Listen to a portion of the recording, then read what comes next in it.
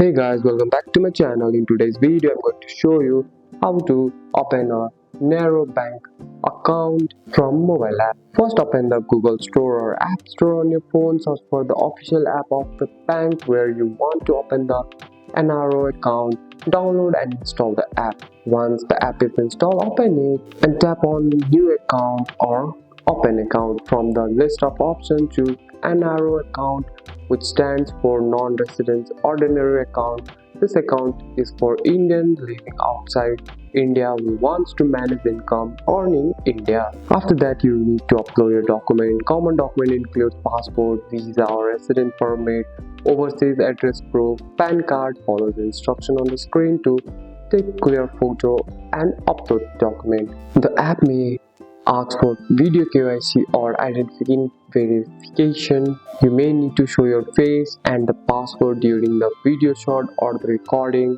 This step confirm your identity. Next, you will follow your account type and set a password pin and review all the information you entered. If everything looks good, tap submit. After approval, your NRO account will be opened and you will receive your account number by email on your app.